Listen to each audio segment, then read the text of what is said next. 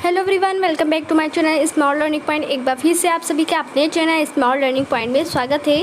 तो अगर आप भी अपने अच्छे तरीके से प्रिपरेशन करना चाहते हैं, प्रैक्टिस सेट लगाना चाहते हैं, तो आपको इन्फॉर्मेशन देना चाहेंगे कि ये सारे ऐसे क्वेश्चन हैं जो कि काफ़ी बार एग्ज़ाम में पूछे गए हैं। और आपको बता दें, यहाँ आपको फर्स्ट तो बेनिफिट ये मिलने वाला है कि आपको यहाँ जितने भी क्वेश्चन प्रोवाइड कराए जा रहे हैं टॉपिक वाइज प्रोवाइड कराए जा रहे हैं। आई मीन जैसे धार्मिक आंदोलन आपका एक टॉपिक है, तो धार्मिक आंदोलन से संबंधित जितने भी प्रश्न हैं वो सारे प्रश्न आपको कंप्लीट कराए जाएंगे एंड आप अपनी अच्छे से तरीके से प्रिपरेशन बना सकते हैं, प्रैक्टिस सेट लगा सकते हैं। साथ में ये सारे क्वेश्चन एग्जाम में पूछे गए क्वेश्चन हैं।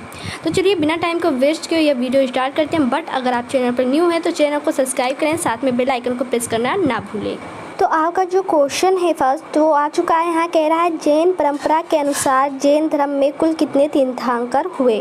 तो आपको बता देना चाहिए कितने तीर्थंकर हुए। यहाँ देखिए A, B, C and D 4 option दिए गए हैं, तो राइट ऑप्शन इसमें से सी हो जाएगा। आई मीन जैन परंपरा के अनुसार जैन धर्म में कुल कितने तीर्थंकर हुए, 24 तीर्थंकर हुए। आई होप इतना आपको समझ में आ चुका होगा।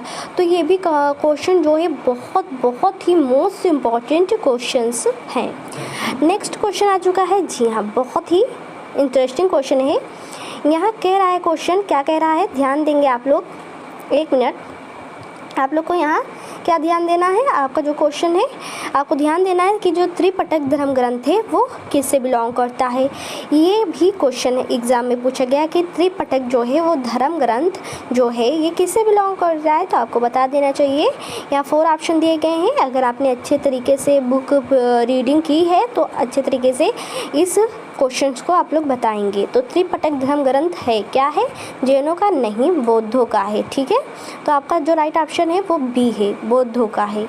नेक्स्ट क्वेश्चन आ चुका है कि क्या कह रहा है, बुद्ध ने निम्नलिखित में से किस स्थान पर महापरिनिर्वाण मृत्यु प्राप्त किया। ठीक है, मृत्यु कह सकते हैं जिसे महापरिनिर्वाण कहते हैं। और अक्सर करके ये जो क्वेश्चन है एग्जाम में महापरिनिर्वाण से पूछा जाता है, मतलब महापरिनिर्वाण प्राप्त किया बुद्ध ने निम्नलिखित स्थान पर, किस स्थान पर महापरिनिर्वाण प्राप्त किया है। मृत्यु तो सबसे कम ही पूछते हैं, बट बच्चों को कंफ्यूज करने के लिए महापरिनिर्वाण का यूज़ किया जाता है। तो आपको बता दें उनका कुशीनगर में हुआ था, जिसे कुशीनारा भी कहा जाता है। नेक्स्ट क्वेश्चन है, किस शासक ने बौद्धों के लिए विख्यात विक्रमशिला विश्वविद्यालय की स्थापना की। तो वो कौन था आपको पता होगा। A, B, C option D दिया तक गया है। तो जो ऑप्शन राइट है वो धर्मपाल है। तो किस शासक ने बौद्धों के लिए विख्यात विश्वविद्यालय की स्थापना की, किस विद्यालय की, विक्रमशिला विश्वविद्यालय की। तो धर्मपाल ने। ठीक है, ये याद रखिएगा आप लोग, ये भी इम्पोर्टेंट क्वेश्चन है। नेक्स्ट है, किसके द्वारा तृतीय बौद्ध संगीति को संरक्षण प्रदान किया था। तो आपको बता दें अशोक।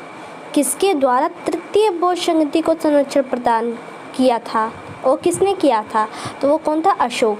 अगला प्रश्न आ चुका है, बौद्ध ग्रंथ पिटकों की रचना निम्नलिखित में से किस भाषा में की गई थी।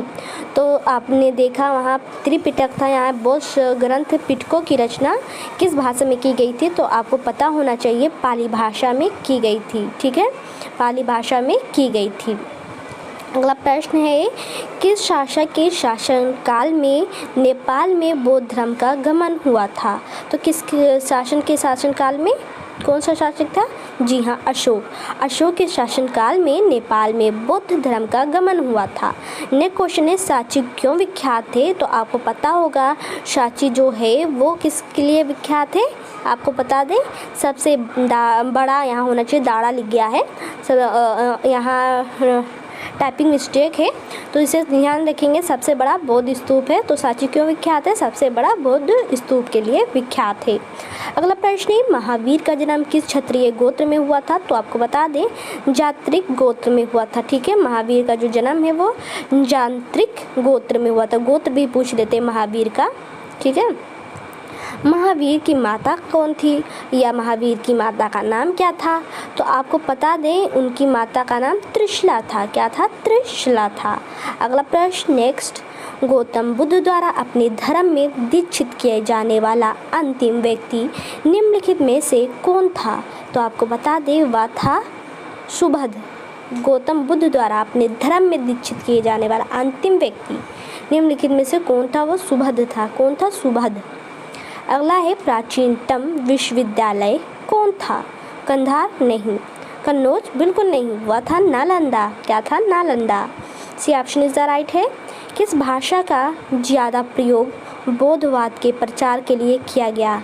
तो आपको बता दें सबसे अधिक पाली भाषा का यूज़ बौद्धवाद के प्रचार के लिए किया गया, पाली। अगला प्रश्न है महावीर की मृत्यु कहाँ हुई थी? तो आपको बता दें महावीर की जो मृत्यु है कहाँ हुई थी? ऑप्शन ए देखेंगे, बी देखेंगे, सी देखेंगे एंड डी देखेंगे। तो इसमें से जो राइट ऑप्शन हो जाएगा पावापुरी। महावीर की जो मृत्यु हुई थी वो पावापुरी में हुई थी। जैनियों के पहले तीर्थंकर कौन थे? तो कौन थे? ऑप्शन ए देखें, रॉन्ग है, बी भी रॉन्ग है एंड सी भी रॉन्ग है। राइट ऑप्शन है ऋषभदेव। तो जैनियों के जो पहले तीर्थंकर थे वो कौन थे? ऋषभदेव थे। अगला प्रश्न है मठ और स्तूप किस धर्म से संबंधित है? बिलोंग करते हैं। तो आपको बता दें बौद्ध धर्म को मठ एंड स्तूप बिलोंग करते हैं। ये ऑप्शन इज द राइट है। नेक्स्ट, बौद्ध धर्म एवं जैन धर्म दोनों के उपदेश किसके शासनकाल में दिए गए थे? तो बौद्ध धर्म एंड जैन धर्म दोनों के उपदेश किसके शासनकाल में दिए गए? बिंबिसार के। तो ये दोनों जो धर्म थे, बौद्ध धर्म एंड जैन धर्म, इन दोनों का उपदेश जो हुआ था किसके शासनकाल में साथ में हुआ? तो बिंबिसार के। अगला प्रश्न है गौतम बुद्ध ने अपना प्रथम उपदेश कहाँ दिया था? तो आपको बता दें गौतम बुद्ध ने अपना प्रथम उपदेश सारनाथ में दिया था। C option is the right option हो जाएगा। तो फिर से रिवाइज करते हैं क्योंकि इम्पोर्टेंट क्वेश्चन है। गौतम बुद्ध ने अपना प्रथम उपदेश कहाँ दिया था? तो Sarnath is the right option है। अगला प्रश्न है बौद्ध धर्म ग्रहण करने वाली पहली महिला कौन थी? काफ़ी मोस्ट इम्पॉर्टेंट है। तो आपको बता दें कौन थी? जी हाँ, महाप्रजापति गौतमी। बौद्ध धर्म ग्रहण करने वाली पहली महिला महाप्रजापति गौतमी थी। C option is the right option है। तो फिर से मैं एक बार रिपीट करना चाहती हूँ इन्फॉर्मेशन के लिए, आप लोग के लिए, नॉलेज के लिए, कि यहाँ जितने भी ये क्वेश्चन मैं आपको कंप्लीट करवा रही हूँ। और ये भी बता दें टॉपिक आपका क्या चल रहा है? धार्मिक आंदोलन से संबंधित प्रश्न। तो धार्मिक आंदोलन के अंतर्गत आपका कौन सा ये वो टॉपिक है?